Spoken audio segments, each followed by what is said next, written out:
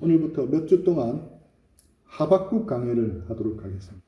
지난 수요일부터 우리 하박국 큐티를 시작해서 오늘까지 해서 하박국이 끝이 나고 우리 내일부터는 고린도 전서를 들어갑니다. 근데 벌써 하박국이 끝났습니다. 그만큼 하박국은 짧은 선지서입니다. 비록 짧지만 우리를 오늘 사는 우리에게 분명한 메시지를 주는 책입니다. 그래서 가능하면 앞으로 그 주일에는 강해 설교를 중심으로 하려고 합니다.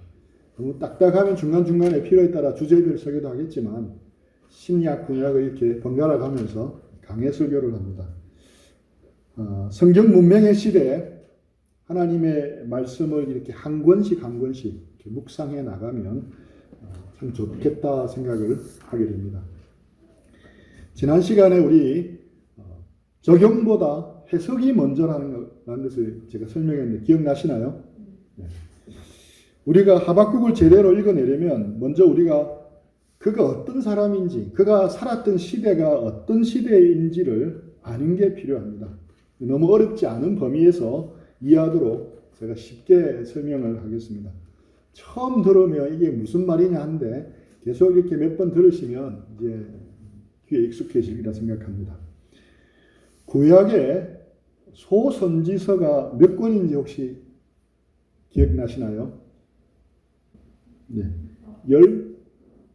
12권입니다. 12권.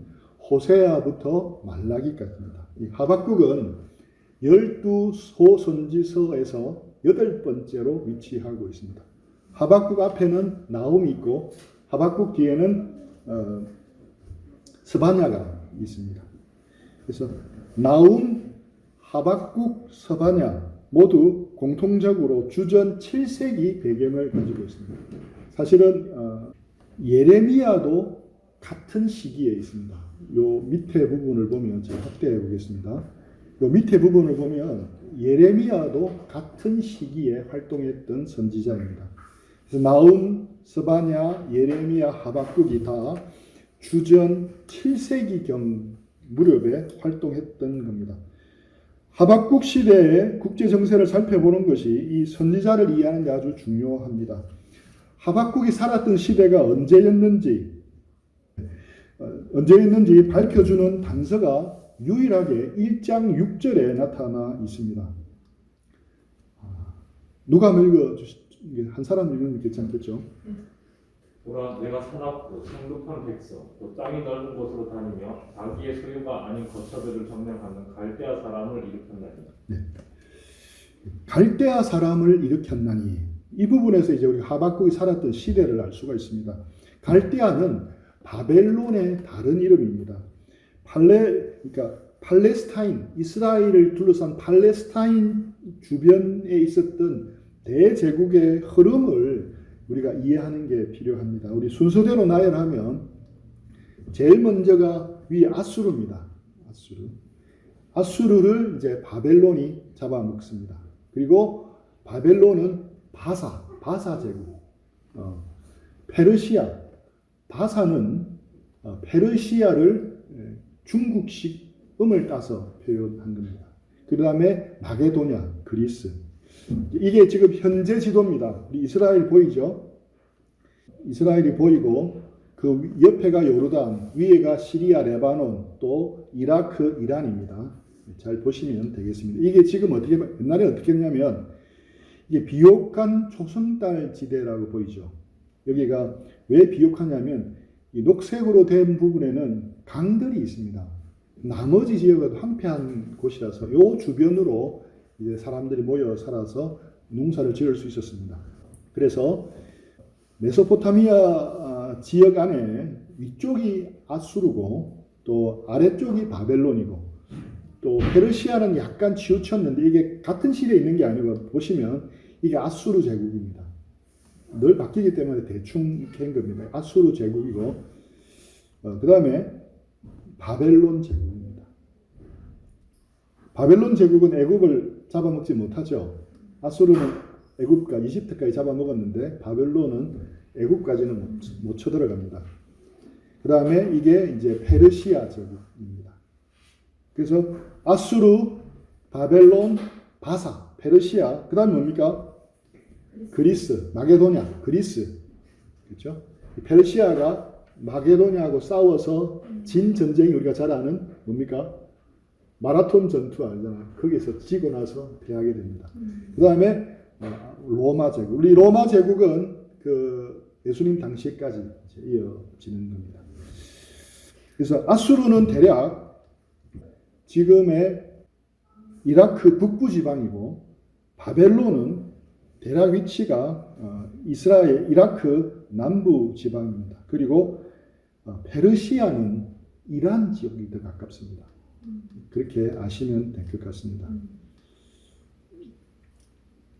우리나라 지도도 모르는 사람도 있는데 그죠? 다른 나라까지 알아야 돼요. 그래서 1번이 뭡니까? 아수르, 2번이 바벨론, 3번이 페르시아, 4번이 그리스. 그러니까 마게도냐가 지배했을 때 이스라엘이 독립을 하기 때문에 5번이 이스라엘, 그 다음에 6번이 로마 제국 이렇게 넘어가지는 겁니다. 즉 하박국이 살았던 지역에는 그때는 북이스라엘을 멸망시킨 대제국 아수르가 조금씩 힘을 잃어가고 이제 신바벨론 시대로 전환하는 시기였습니다. 바벨론은 요시야 왕 때 세력이 활발해지면서 신흥 강자로 등장하여 이제 아수르와 패권을 다투게 됩니다. 이 요시야라는 인물을 아는 게 참 중요합니다. 왜냐하면 이 요시야는 소중한 보석과도 같은 왕이었기 때문입니다. 타락하고 쇠퇴해가던 남유다에서 종교개혁을 일으킨 경건한 신앙인들에게는 정말 하나님이 주신 마지막 축복이요 희망과도 같은 그런 왕이었습니다. 그리고 이제 보면 애굽은 아수르가 바벨론에게 잡아먹히는 것이 불리하다고 생각합니다. 그래서 아수르를 도와서 바벨론을 치려고 합니다.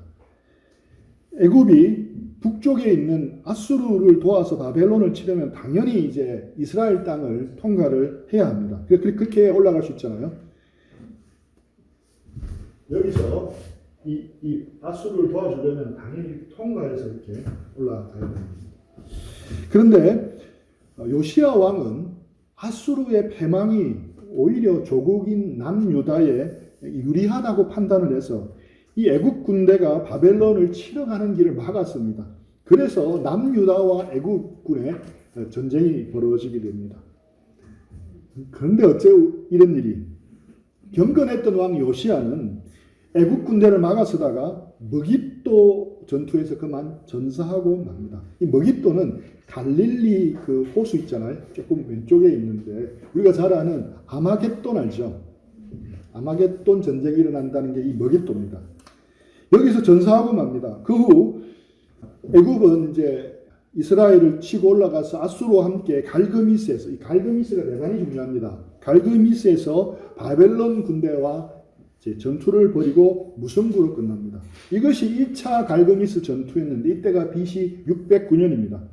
그리고 애굽의 바론 느고가 다시 이제 전쟁을 마치고 돌아오는 길에 유다를 지나가는데 자신들이 죽인 요시야 왕의 셋째 아들 요아스가 왕이 되어 있는 걸 보고 애굽으로 잡아갑니다. 그리고 거기서 죽여버리고 대신에 요시야 왕의 둘째 아들 요야김을 왕으로 세웁니다. 그래서 BC 609년 이 사건 이후에 요시야 왕의 종교 개혁으로 새로운 변화가 일어날 것이라는 기대가 완전히 사라져 버립니다. 그리고 애굽의 꼭두각시 정권이 들어서면서 외적으로는 바벨론과 대립을 하게 됐고 국내에는 온갖 폭력과 불의가 횡행하게 되었습니다. 이것이 하박국 1장의 배경입니다. 자, 그리고 그 다음에 어떤 역사가 전개되었냐면 다시 4년 후 BC 605년에 갈그미스에서 2차 전투가 벌어집니다. 이 갈그미스 2차 전투에서 애굽과 아수르는 바벨론에게 대패합니다. 이 전투가 고대 근동의 이 판도를 완전히 바꾸어 버립니다. 아수르는 이 전투 결과 전쟁의 역사 속에서 사라지게 되고 바벨론이 모든 패권을 장악하게 됩니다. 애굽 아수르 중심에서 이제 바벨론 중심으로 바뀌게 된 겁니다. 그래서 왜 중요하냐면 이 2차 갈그미스 전투는 고대 근동의 판도를 바꾸는 전투이고 세계사적으로 꽤 중요한 사건입니다. 이때 승리한 바벨론의 느부갓네살 군대는 남유다까지 내려와서 유다를 속국으로 삼고 왕과 왕족과 또 귀족들을 포로로 잡아갑니다. 이때 우리가 잘 아는 다니엘과 그의 친구들이 바벨론으로 포로로 잡혀가는 겁니다. 그 이후 남유다는 친바벨론파, 친애굽파로 나뉘어 막 다투다가 우여곡절 끝에 친애굽파가 득세해서 바벨론에게 배신을 하고 맙니다. 이에 바벨론 느부갓네살 군대가 대대적으로 보복해서 공격을 하러 옵니다. 예루살렘을 1년 반 포위한 끝에 주전 586년 586 기억하시면 됩니다. 여름에 성벽을 깨고 예루살렘을 함락시켰습니다. 점령당한 예루살렘은 약탈되고 완전히 파괴되었습니다. 성전과 왕궁과 집들은 잿더미가 되었습니다. 많은 사람들이 죽고 또 많은 사람이 잡혀 바벨론으로 끌려가게 됐습니다. 예레미야와 하박국이 외쳤던 메시지대로 남유다는 완전히 초토화되고 멸망하게 됩니다. 우리 하박국 3장 16절 누가 한번 읽어주시겠습니까? 그 소리를 듣고 나의 청자가 뒤틀린다. 그 소리에 나의 입술이 떠있는다. 나의 뼈가 속에서부터 썩어 들어간다. 나의 다리가 후들거린다. 그러나 나는 우리를 침략한 백성이 재난당할 날을 참고 기다리겠다. 네, 우리 아침마다 그 큐티 그 매일 성경 사이트에 그냥 들어가면 개역 개정이 나오고 매일 성경 순을 딱 누르면 세번역이 나옵니다. 표준 세번역. 구약은 표준 세번역이 훨씬 더 리얼하게 이해가 더 잘 됩니다. 읽어보시면 아시겠지 않습니까? 핸드폰으로 보잖아요. 매일 성경 순, 매일 성경 청소년 쭉 나와 있는데 매일 성경 순은 어르신들 하는 거거든요. 그걸 누르면 표준 세번역으로 묵상할 수가 있습니다. 하박국 3장의 이야기는 이 당시의 그 상황을 미리 내다보면서 하박국이 고백하는 겁니다. 아직 바벨론이 패권을 차지하지 않았지만 그 바벨론에 의해서 장차 멸망할 자기 조국을 바라보면서 하박국이 보인 반응입니다. 창자가 뒤틀리고 입술이 떨리고 뼈가 썩어 들어가고 다리가 후들거리고 있습니다. 그리고 나서 우리가 잘 아는 없더라도 라는 고백이 나오는 하박국 3장 17, 18절의 찬양을 하게 되는 것입니다.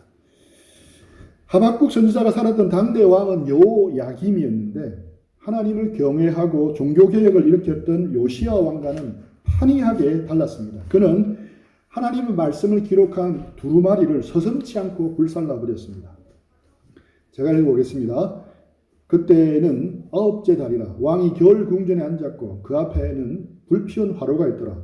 여호디가 서너 쪽을 낭독하며 왕이 면도칼로 그것을 연하여 베어 화롯불에 던져서 두루마리를 모두 태웠더라. 여호야김은 하나님의 말씀을 듣고 회개하기는커녕 면도칼로 감히 그 말씀을 베어서 화롯불에 던져버려서 태우는 악하디 악한 왕이었습니다. 또 예레미야서에서 볼 수 있듯이 당시에 활동했던 거짓 선지자들은 평화의 약속을 남발했습니다. 전쟁이 지금 임박했고 회개하여 삶이 변하지 않았음에도 불구하고 하나님의 축복이 계속되고 평화가 지속될 거라고 선포하고 있었습니다. 거짓 선포였습니다. 이 당시 남유다의 신앙은 그야말로 칼 마르크스가 말했던 민중의 아편과도 같았습니다. 정리하자면 국제적으로는 바벨론 제국의 침공을 앞두고 있고 정치적으로 포악한 독재 정권의 폭력적인 통치가 있었고 종교적으로는 거짓 선지자들이 설치는 것이 하박국 시대가 살았던 모습이었습니다. 이런 현실을 날마다 목격했던 하박국의 심정은 참담했을 것입니다. 이러한 상황 속에서 요시야 왕의 전사는 진실한 신앙을 그래도 붙들고 살아갔던 유대인들에게는 큰 충격이었고 신앙을 회의하게 만드는 사건이었습니다. 요시야 왕이 누구였냐면 다윗 왕 이후에 유일하게 다윗 왕이 근접했던 사람이었습니다. 한번 누가 읽어주시겠습니까? 요시야와 같이 마음을 다하여 뜻을 다하여 힘을 다하여 모든 율법을 따라 여호와께로 돌이킨 왕은 요시야 전에도 없었고 후에도 그와 같은 자가 없었더라. 요시야 전에도 없었고 후에도 그와 같은 자가 없었더라. 이런 놀라운 평가를 받은 성군 요시야 왕의 갑작스러운 죽음은 온 경건한, 특별히 경건한 백성들에게는 크나큰 충격과 슬픔을 가져다 주었습니다. 그래서 우리 스가랴서 12장 11절에 보면 그날에 예루살렘에 큰 애통이 있으리니 머깃도 골짜기 하다드림몬에 있던 애통과 같을 것이라. 이 포로기 이후의 선지자인 스가랴 선지자가 예루살렘에 있을 큰 애통을 설명하면서 그것이 얼마나 큰 애통인지를 머깃도 골짜기 하다드림몬에 있었던 애통과 같을 거라고 비교하면서 설명합니다. 이 머깃도 골짜기 하다드림몬은 바로 요시야 왕이 전사한 장소입니다. 이 정도로 요시야 왕의 죽음은 당시로서는 엄청난 슬픔을 가져온 대사건이었습니다. 그저 아버지 같은 왕을 잃었다는 슬픔에 그치지 않고 하나님의 섭리까지 의심하게 만들었습니다. 다윗 왕처럼 하나님을 경외했던 요시야 왕이 다윗 왕을 지켜주시듯이 지켜주셔야 되는데 허망하게 왜 그렇게 죽도록 하나님은 내버려 두셨는지 사람들은 이해할 수가 없었습니다. 오히려 악한 사람들이 득세하여 요시야 왕이 우상을 제거한 것 때문에 봐라 우상 제거하니까 지가 당하지 않냐 이런 식으로 말할 정도였습니다. 요시야 왕이 그렇게 험악하게 죽지만 않았더라면 남유다 상황은 이토록 힘들지 않았을 텐데 왜 하나님은 의인 요시야 왕은 데려가시고 악인 여호야김 같은 왕을 세워서 이토록 힘들게 만드시는지 정말 공의 하나님은 살아계신지 지금도 통치하고 계신지 아니면 주무시고 계신지 혼란스러울 수밖에 없는 상황이었습니다. 정의가 실종된 사회에서 정의로운 하나님을 올곧게 믿고 붙들고 살아간다는 게 도대체 무슨 의미가 있는지 신앙의 회의가 되는 그런 상황이었습니다. 요시야의 죽음이 영적으로는 하나님의 통치에 대한 의문을 제기했다면 사회적으로는 폭력적인 통치를 발생시켰습니다. 우리 하박국 2장 3절 다 세 번역으로 한번 읽어보겠습니다. 살려달라고 부르짖어도 듣지 않으시고 폭력이다 하고 외쳐도 구해주지 않으시니 주님 언제까지 그러실 겁니까? 어찌하여 나로 불의를 보게 하십니까? 어찌하여 악을 그대로 보기만 하십니까?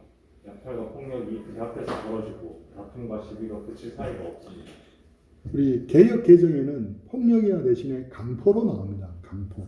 강포는 우리가 흔히 쓰는 말이 아니잖아요, 그죠? 근데 이게 정확한 의미는 폭력을 의미합니다. 노아의 홍수 때 하나님이 심판하신 이유도 포악함이 가득했기 때문이라는데 그 포악함도 역시 폭력을 의미합니다. 하박국 시대도 노아 시대처럼 폭력이 지배하던 사회였습니다. 하나님의 말씀이 국법인 유다는 고아와 과부와 나그네와 이방인을 보살피는 공의로운 나라가 되어야 하는데 오히려 부와 권력과 힘을 가진 자들이 약자를 약탈하고 억누르는 사회가 되어버렸습니다. 약자들은 어디를 둘러봐도 도무지 구원받을 길이 없었습니다. 하나님께 애타게 구하고 기도해도 아무런 응답이 없었습니다. 세상은 폭력이 가득하고 약자는 폭력으로 인해 고통받고 신음하는데 하나님은 침묵만 하고 계셨던 겁니다.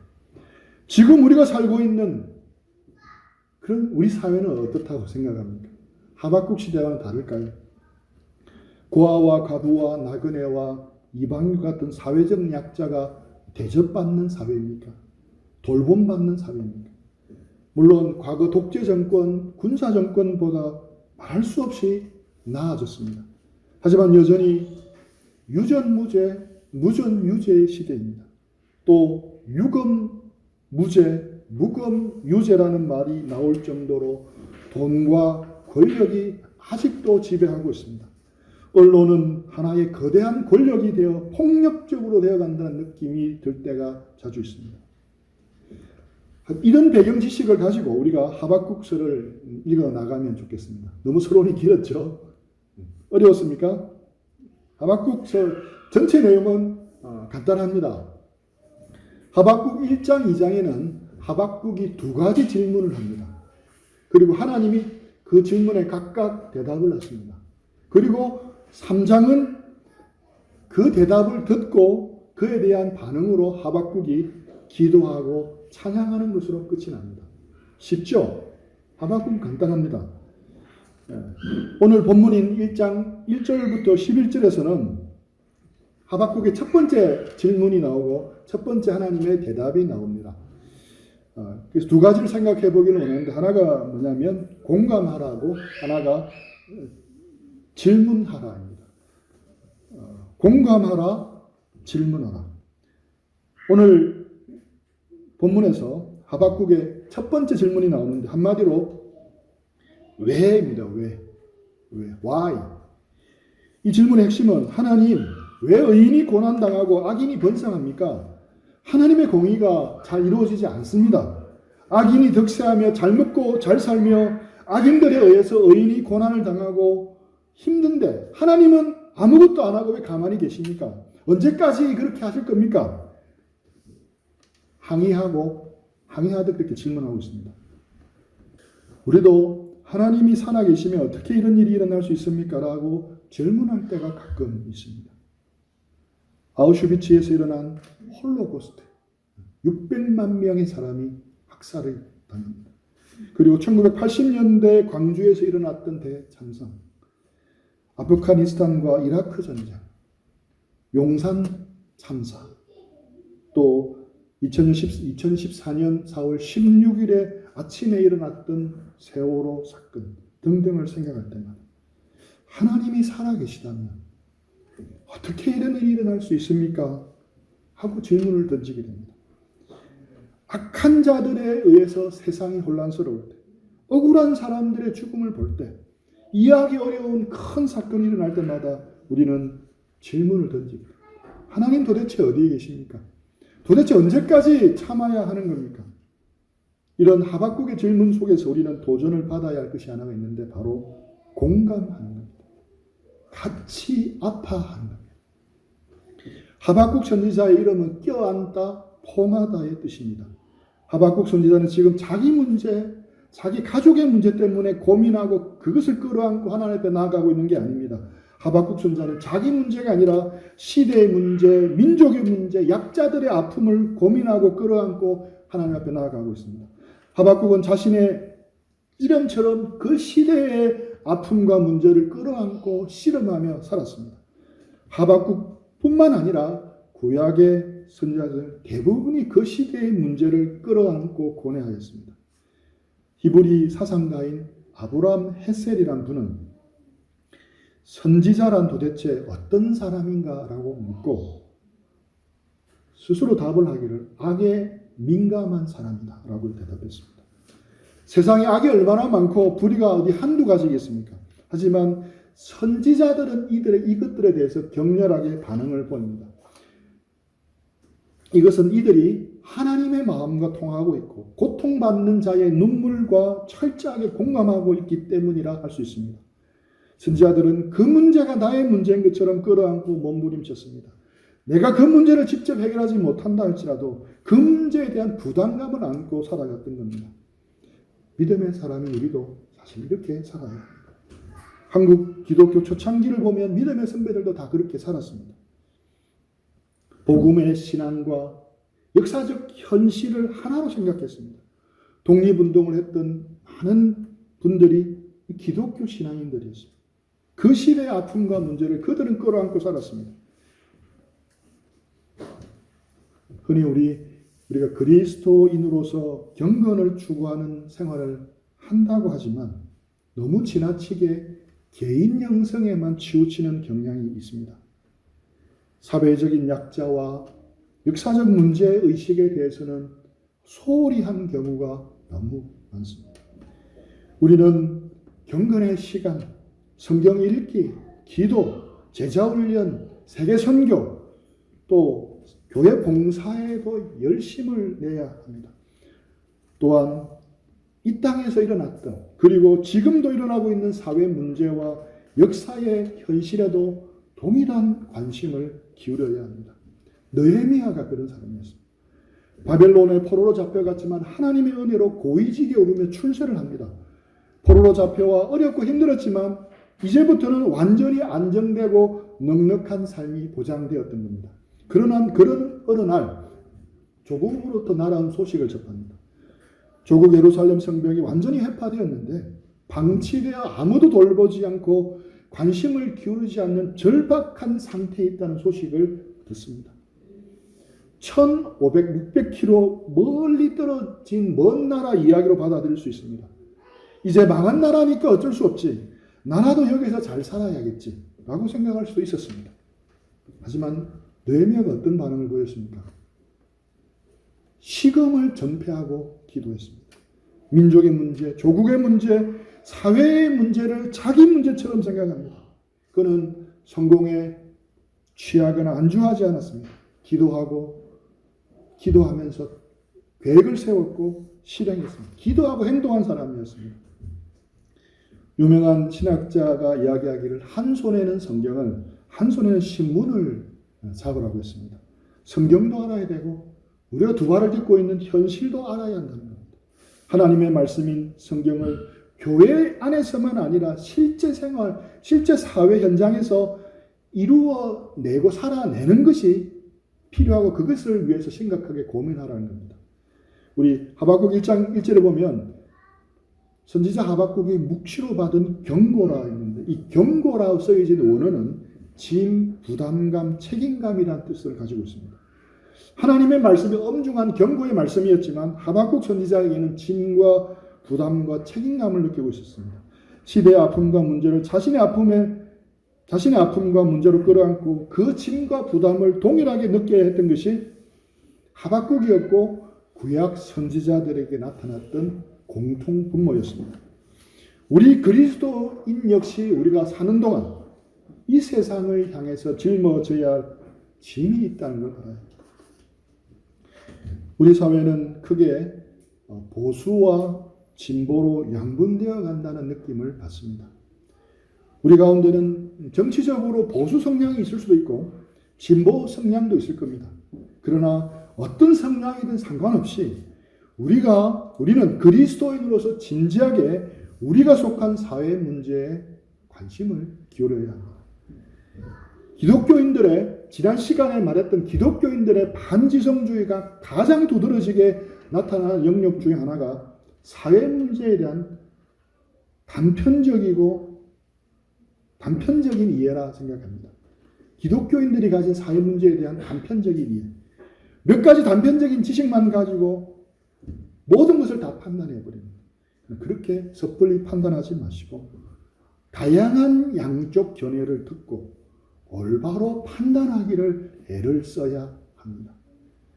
우리는 좀 더 관심을 가지고 편향됨 없이 양쪽의 의견을 다 듣고 판단하려고 노력을 해야 합니다. 이것이 복음의 진리를 가지고 살아가는 그리스도인들이 마땅히 해야 할 바라고 생각합니다. 내 문제, 내 장래 문제, 취업 문제, 건강 문제, 이것도 해결해야 할 큰 문제이지만 그것에만 함몰되지 마. 눈을 들어 우리 사회가 가지고 있는 아픔, 사회 약자들이 당하는 아픔도 볼 줄 알고 행동할 줄 알아야 한다는 겁니다. 물론 하박국의 고뇌와 질문과 기도가 어떤 변화도 만들어내지 못했습니다. 그래도 그는 그렇게 살았습니다. 내가 사회 문제에 관심을 가지고 불의 때문에 분노한다 하더라도 사실은 아무런 일이 나지 않을 수 있습니다. 하지만 그래도 복음의 진리를 가진 하나님의 자녀라면 이제부터라도 그렇게 살아야 할 겁니다. 사회 문제에 대해서 무관심해서는 안 되는 겁니다. 무관심해서 무책임이 나오기 때문입니다. 저는 늘 부처의식을 안고 살아가고 있습니다. 제가 대학을 다닐 때 민주화 운동이 한창이었습니다.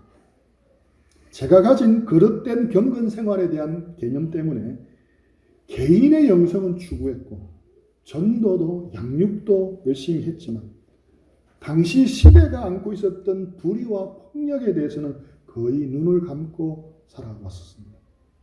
그래서 제가 민주화 운동을 한 사람들에게는 빚진 자의 마음을 가지고 있습니다. 저는 젊은 날은 내가 몰라서 그렇게 살았지만 이제는 그렇게 살아서는 안 되겠다고 결심하고 나름 노력하고 있습니다. 우리 두 번째 배울 수 있는 교훈은 질문 하나입니다. 하박국은 담대하게 하나님께 질문했습니다. 사실 질문하기보다 항의에 가깝습니다. 아무도 대놓고 묻지 못하는 것을 대담하게 묻고 그렇게 하기를 주저하지도 않았습니다. 도저히 이해가 안 되는 상황에서 하박국은 하나님께 항의하듯 묻습니다. 많은 그리스도인들이 힘들어하는 이유 중에 하나가 답이 없다는 것보다 대답을 해주지 않는 거라고 합니다. 그냥 무조건 믿으라는 겁니다. 진짜 알고 싶어서 이해가 안 돼서 물어봤을 뿐인데 이상한 사람 취급하는 시선이 느껴진다고 힘들어한다고. 하지만 그리스도인이 질문과 의문을 품는 것은 건강한 믿음을 가지고 있다는 증거입니다. 따지는요, 캐묻는 하박국은 불신앙의 표본이 아니라 신앙의 좋은 모델입니다. 고난은 놀라운 힘이 있습니다. 고난이 가지고 있는 놀라운 힘은 의심하고 질문하게 합니다. 우리가 당연하게 여기는 모든 것에 대해서 의문을 가지고 질문하게 하는 힘이 있습니다. 하나님이 살아계시며 삶의 모든 것을 섭리한다는 것에 대해 일말의 의심이 없던 신자라도 고난에 직면하면 순식간에 흔들립니다. 사랑의 하나님이, 전능한 하나님이 왜 이 순간에 하나님을 사랑하고 신뢰하고 고백하고 믿고 있는 나에게 이다지도 혹독한 시련을 허락하시는지 수긍하기가 어렵게 됩니다.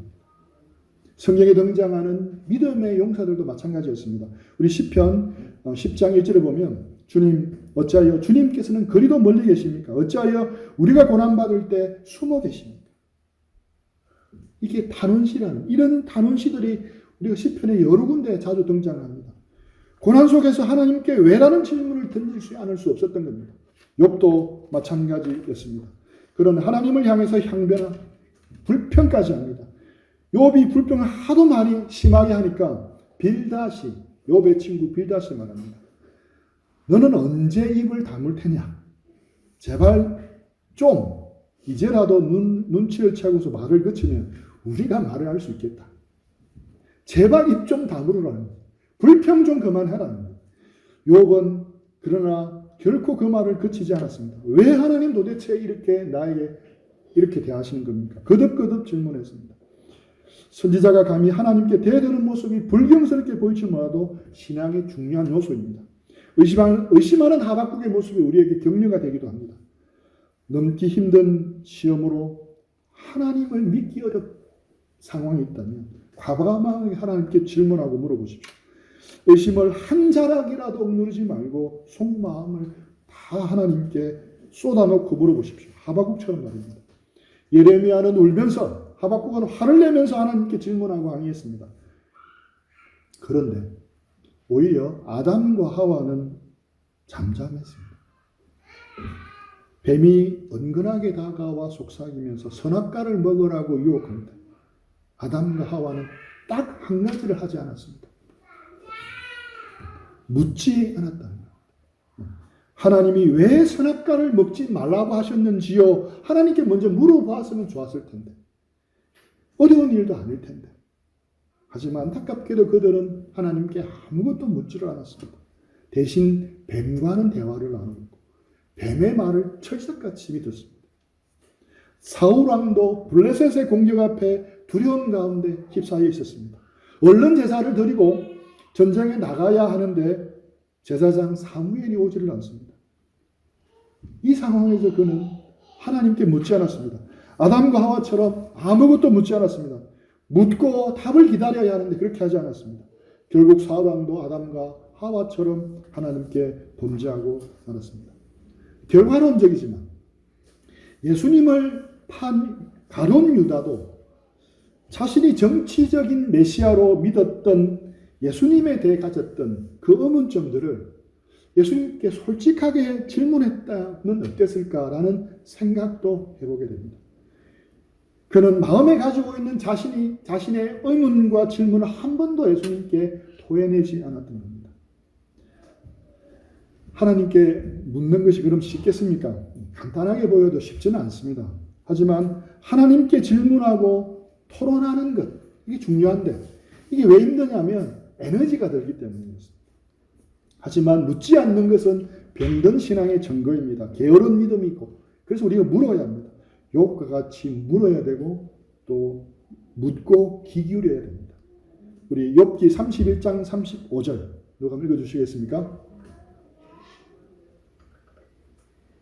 내가 한 이 변명을 들어줄 사람이 없을까? 맹세코 나는 사실대로만 말하였다. 이제는 전능하신 분께서 말씀하시는 대답을 듣고 싶다. 이제는 전능하신 분께서 말씀하시는 대답을 듣고 싶다. 묻고 귀 기울였습니다. 또 하박국처럼 물어야 되고 하박국처럼 그 대답에 귀를 기울여야 합니다. 그 대답을 주실 때까지 기다려야 합니다. 이렇게 하나님께 고난 속에서 어려움 속에서 이해가 안 되는 속에서 묻고 그 답을 얻을 때까지 기다리지 않는 사람에게는 우리가 잘 아는 하박국 3장의 놀라운 반전은 없습니다. 하나님께 묻고 그 답을 하나님께로부터 받을 때 우리는 비로소 무화과 나무에 잎이 마르고 포도 열매가 없고 감람나무 소출이 없고 밭에 먹을 것이 없고 양도 없고 소도 없다 하더라도 나는 여호와로 말미암아 즐거워하며 나의 구원의 하나님으로 말미암아 기뻐하리라는 찬양을 우리의 마음속에서부터 할 수가 있게 되는 겁니다. 우리 가운데는 고난의 풀무불과 폭풍우를 이미 통과한 사람도 있고 지금 한창 통과하고 있는 사람도 있을 것입니다. 하지만 우리 인생에서 만나는 고난의 학교에는 입학생만 있고 졸업생은 없다는 것을 알아야 합니다. 인생에서 만나는 고난 속에서 하나님의 부재가 느껴질 때 우리는 솔직하게 하나님 앞에 물어야 합니다. 그리고 성경 말씀을 읽으면서 기도하면서 설교를 들으면서 신앙서적을 읽으면서 그 답을 찾아가야 하고 그 답에 귀를 기울여야 하는 겁니다. 하나님은 분명하게 질문했다면 하나님의 때에 가르쳐 주시리라 생각합니다. 말씀을 마무리하겠습니다. 우리는 하박국 선지자의 모습을 통해서 두 가지를 생각해 봤습니다. 첫 번째는 사회 역사의 문제를 나의 문제로 끌어안는 겁니다. 그 다음에 두 번째는 이해할 수 없는 고난의 한가운데서 우리는 하나님께 물어야 한다는 겁니다. 이런 하박국의 이런 삶이, 이런 신앙이 우리의 신앙이 되기를 축복합니다. 우리 들은 말씀 생각하면서 적용하고 정리하고 적용하는 시간들 드리겠습니다.